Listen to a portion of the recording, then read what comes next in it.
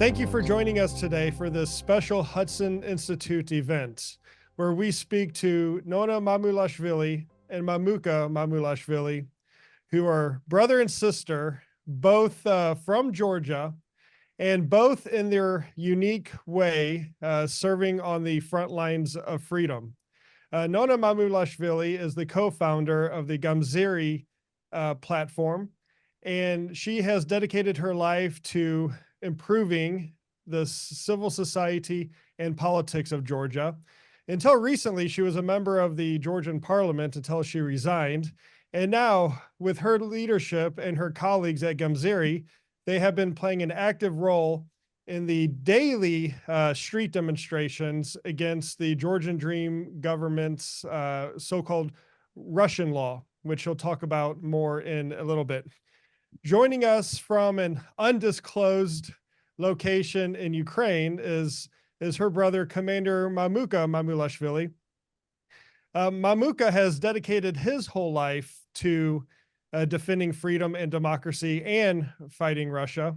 He started his soldiering career at a very young age alongside their father in the first Abkhaz War in the early 1990s, at which time he became a 14-year-old prisoner of war.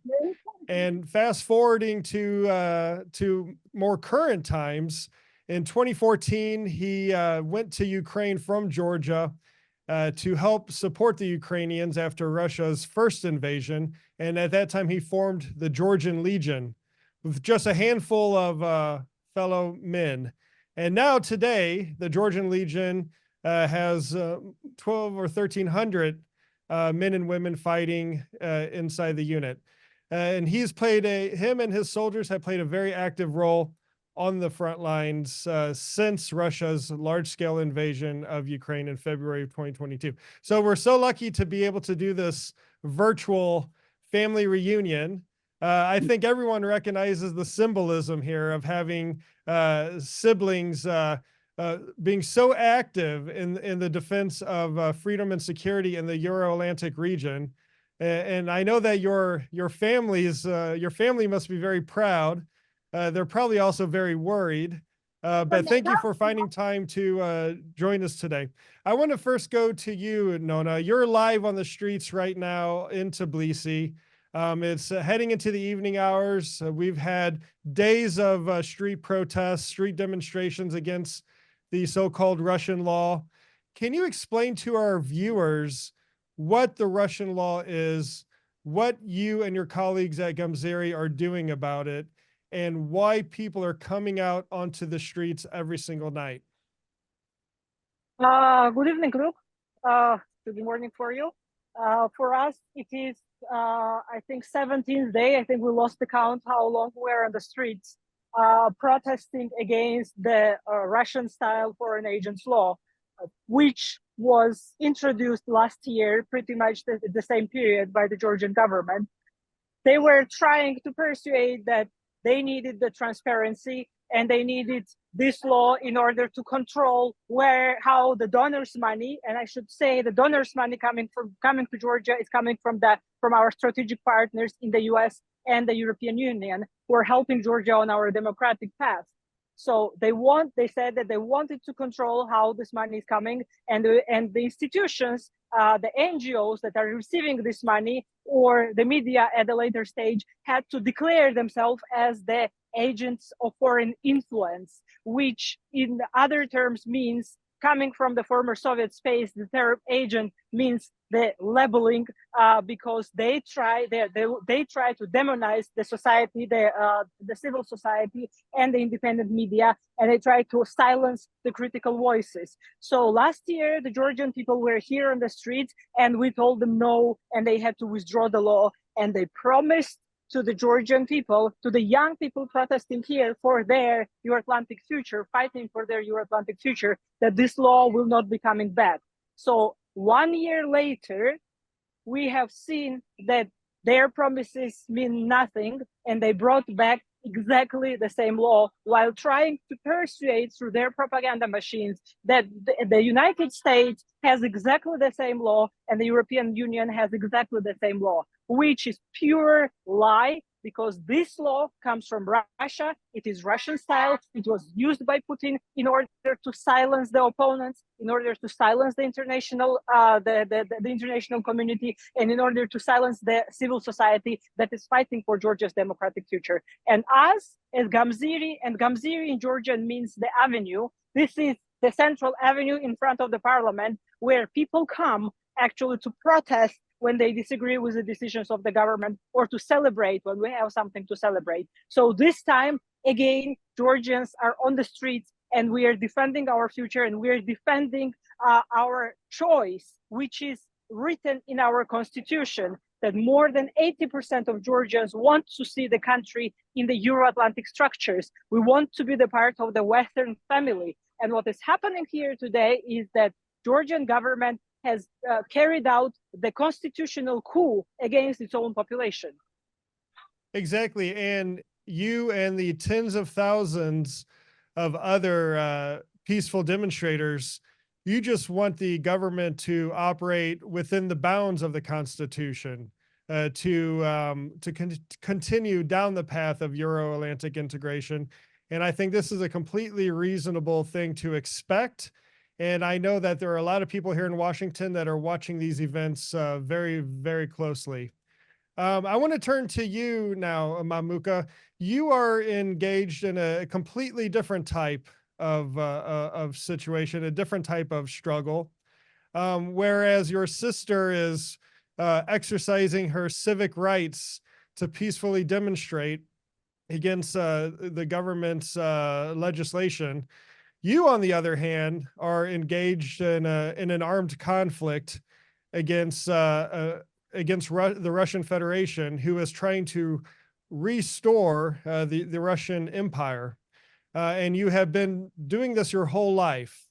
So you are in a unique position to offer insight on what the situation is like for you and your soldiers on the ground in Ukraine. Now, of course, I understand that there are operational security concerns at stake, so nobody is expecting you to go into any detail. But insofar as you can you explain to us your situation, the situation of the Georgian Legion, and how the recent aid package passed by the U.S. Congress has had an impact and will have an impact in the war inside Ukraine? Hello, Luke. Thank you for having me here. I'd like to start my speech from with one word that is very important for us. Compassion is why Georgian Legion is in Ukraine. It's awareness of what Georgia has gone through during these 30 years of independence, and how hard was the way getting the independence after the collapse of former Soviet Union. And me, myself, I'm a diplomat by my profession. I did my master in diplomacy, but unfortunately I had no time to use it because Russia does not understand any diplomacy. And unfortunately I have to be in a war since my 14. And this is one of the wars that I'm participating in against Russia. So the morale is good. Georgian Legion, as you know, is the largest foreign formation in the within the armed forces of Ukraine. Morale is very good, especially after the news of the support of the United States.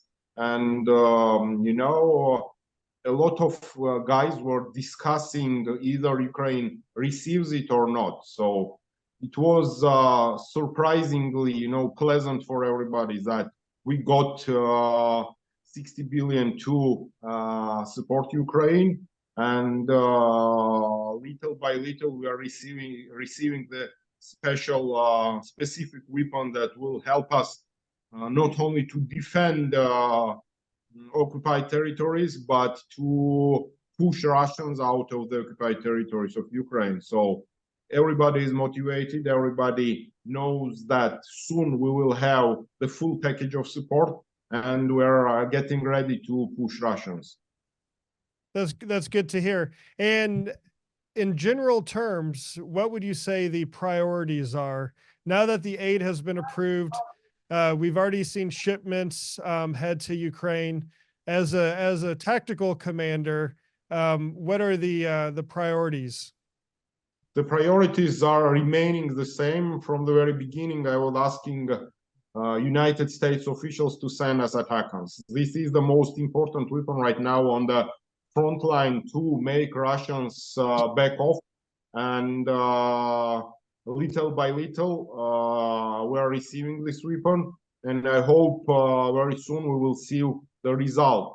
And we're going to cut Russian logistics that is located on the territory of occupied Ukraine, but it was out of our reach, out of reach of our weapon. And actually, there are a lot of more specific weapons that Ukraine is going to receive.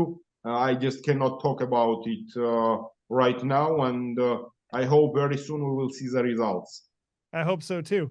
There's been many in Washington, including a lot of my colleagues at Hudson Institute, that have been spending a lot of time on Capitol Hill, working with the administration, making the case for these weapons like ATACMS. So it is great that we're starting to see some of these missiles arrive into theater. Nona, going back to you, you mentioned this is day 16 or day 17. You've sort of lost count. You must be exhausted. I know you're out there most nights, if not every night. But how resilient are these demonstrations against the government's draft law? I know the weather's been nice in Tbilisi recently, but I think in the coming week, rain is forecasted. And also, I believe it's Orthodox Easter celebrations coming up, and I suspect a lot of people leave the capital and go home to visit families and relatives across the country. So are you confident that the momentum will be maintained, or is it a concern of yours that the energy might slow down a little bit? Look, I think this year is going to be very different, and Georgians will not be going to their country houses to celebrate the Easter, and we will celebrate Easter here. And for us, the biggest celebration will be when we force the Georgian government to withdraw the Russian foreign agents law. The resilience is there because we are losing our future, and these students, these young people that are on the streets, they understand that we are on the brink of losing our statehood if this continues this way. So we've been fighting for the last 30 years against Russian imperialism, and we will continue fighting. We don't have the time to be tired because freedom needs to be defended. Freedom does not come free, and it is not guaranteed. So these young children, young kids that are here on the streets, the students, their parents, their grandparents, we understand that the Georgia's future is being decided here. So there will be an Easter celebration right here on Gamziri, on the central street on Rustaveli Gamziri, in front of the parliament. And I've been hearing from my friends that are also participating in the demonstrations that these are different. So there's a different feel to them than last year and perhaps previous demonstrations. Also that there are more younger people out on the streets. Is this what you're seeing as well?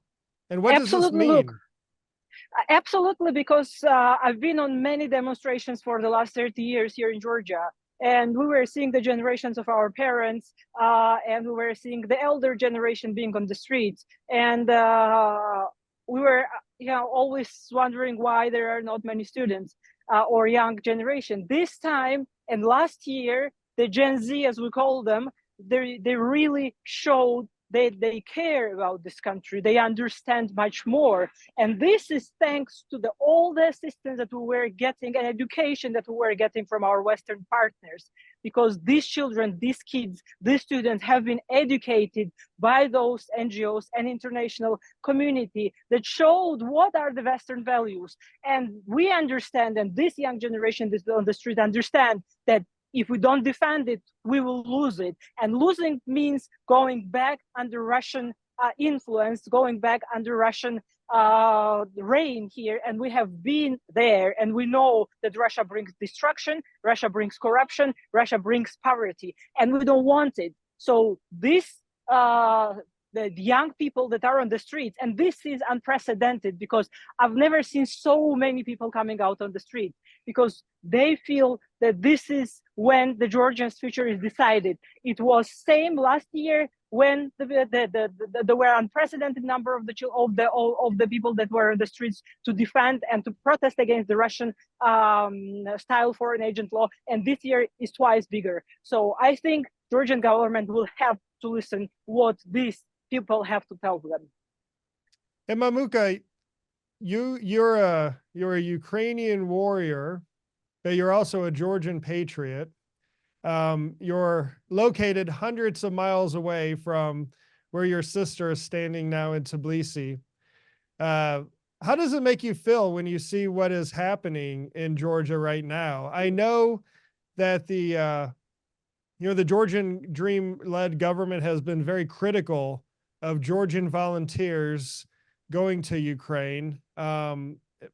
Personally, I think they should be erecting statues and renaming streets after some of the Georgian volunteers who have paid the ultimate price and sacrificed their lives in Ukraine. But you don't see that level of support or sympathy from the current government. And you see this law that, as described by almost everyone, is it's a replica of the Russian law that Moscow has instituted on cracking down on civil society. So when you see these demonstrations on social media, when you see your sister out there, how does it make you feel as a Georgian?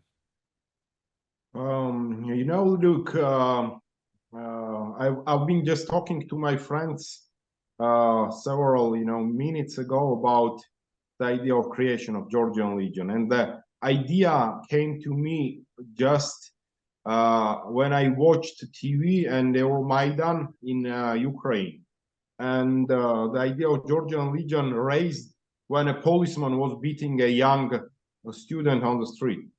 That was the beginning of a Georgian Legion. I would say that whole Georgian Legion is together with the Georgian society and Georgian people right now.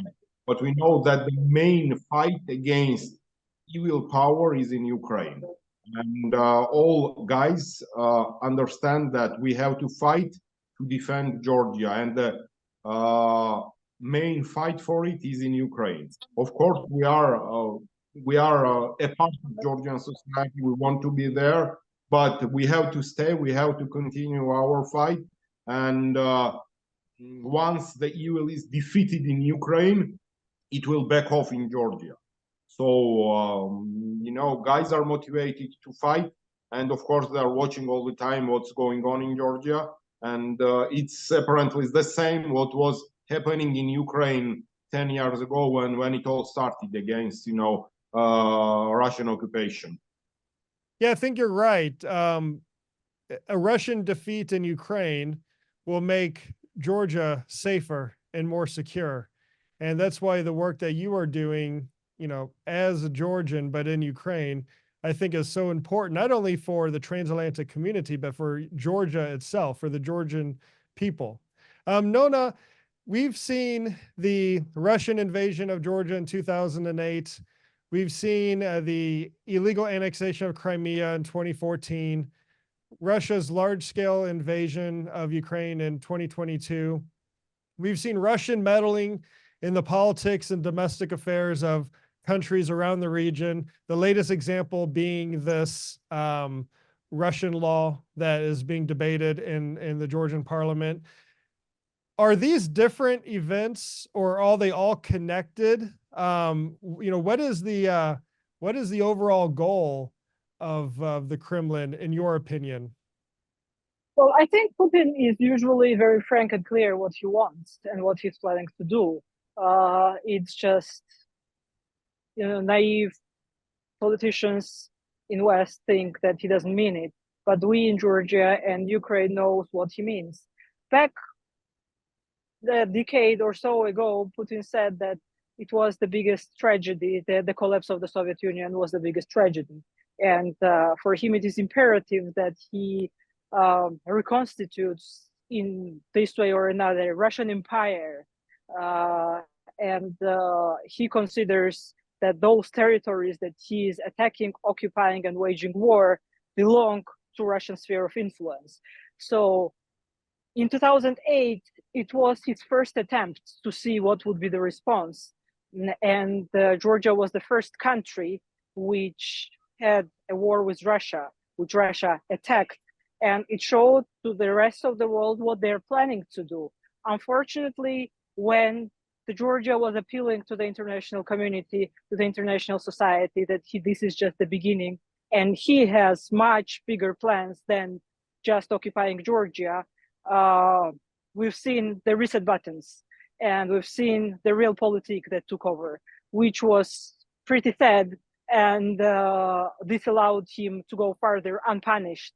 So he continued in 2014 what he started in Georgia, and he went unpunished again, because realpolitik was very important, and understanding with Russia and the dialogue with Russia, or saving face for Russia, was very important.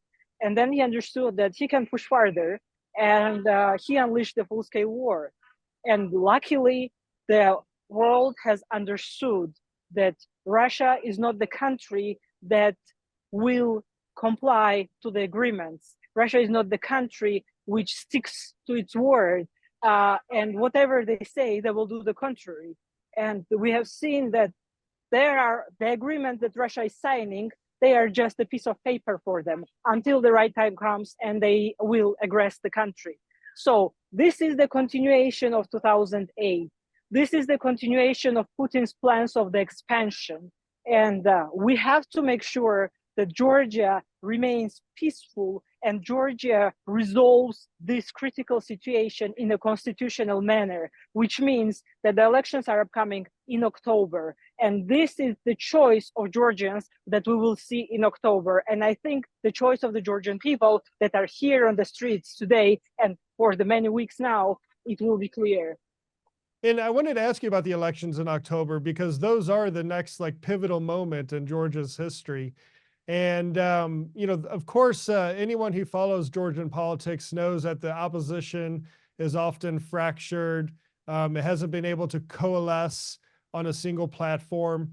Do you think that this is changing? Do you see this a new sense of urgency by opposition political groups to work more closely together? Or do you see a different situation playing out between now and October? No, I think we all understand that this is not a moment for the political discord. This is not the moment for the polarization, and this is not a moment for the party politics. This is the future of Georgian statehood that is being decided here. And we have seen that, again, unprecedented cooperation between the opposition parties and the population as such. So nobody here is pushing their political agenda, because the only thing that is very important today is to make sure Georgia does not sidetrack, and we will not allow the Georgian government to steal the victory that we achieved last year and to steal our Euro-Atlantic future. This is the choice of Georgians. This is the choice of the population of Georgia. It is in our constitution, and all the political parties, together with the population of Georgia, we are defending our future within the Western family. And Mamuka, you just heard Nona say that all of these events are connected. This is a continuation of Putin's desire to rebuild, enlarge, reestablish the Russian Empire. And I always think about this this particular tweet that you made a couple of years ago now, where you said, "The fight for Ukraine will end on the territory of Russia." What did you mean by this? How's all of this connected? Look, unfortunately, Georgia has a pro-Russian government today. I would say even Russian government, and it is a Russian influence in Georgia. Nona was mistaken in one detail. The war in Georgia started not in 2008. The war in Georgia and first aggression of Russia started in 1992, and it was against Georgia. Georgia was the first country who was attacked by Russia in 90s, and they repeated it several times in 2006 and in 2008. Unfortunately, we did not get enough attention of world society to stop Russia by that time. You know, generally, it is a very hard time for Georgia.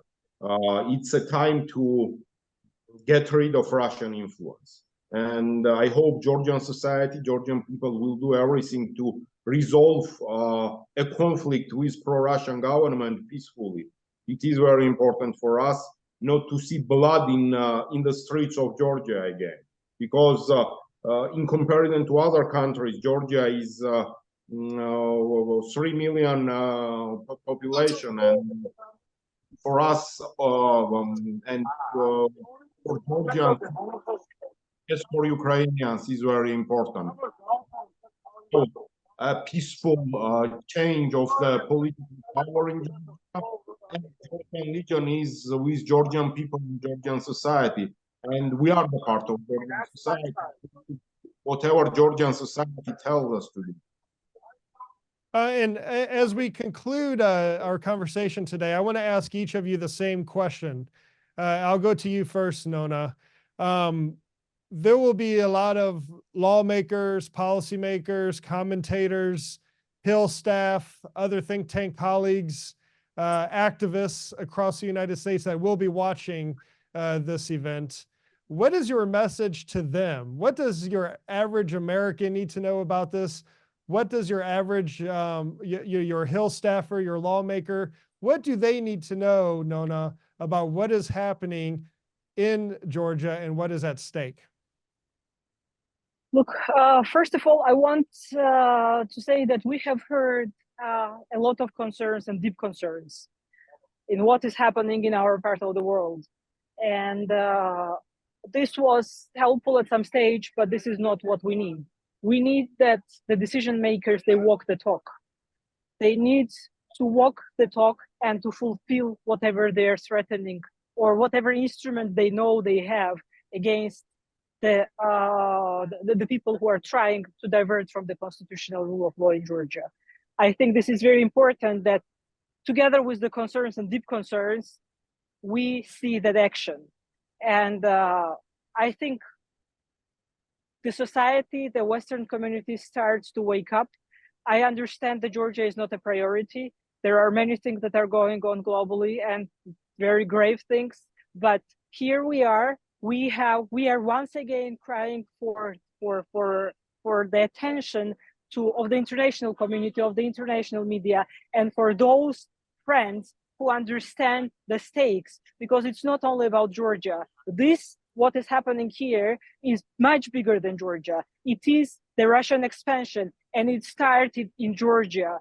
And Russia wants to punish Georgia so that others don't follow the example. And again, to the Western community, to those who are listening to us, we need to see the action. We need to see that you are not only concerned or deeply concerned, but you walk the talk.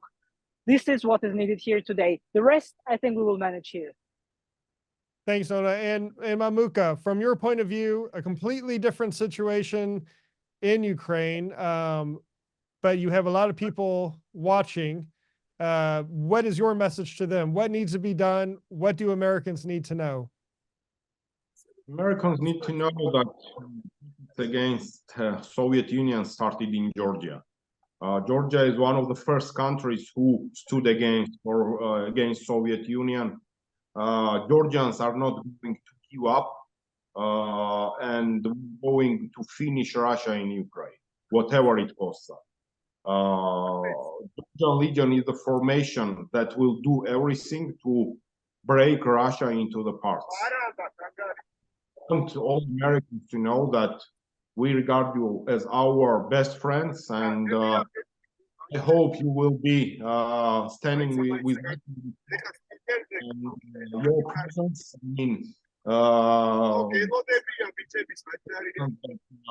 your friendship is very important for us. Ukraine. Thank you. Well, thanks to both of you for taking time to chat with me today. or this evening for both of you. I know you have a lot of work ahead of you. For Nona, the night probably just started. And Mamuka, I hope you can get some rest yourself. But I wish both of you and the Georgian people and the people of Ukraine the best of luck during these difficult times. And just stay strong and know that you have quite a few Americans that are here supporting you. So keep up the good work, keep up the good fight for your freedom and your democracy, and God bless.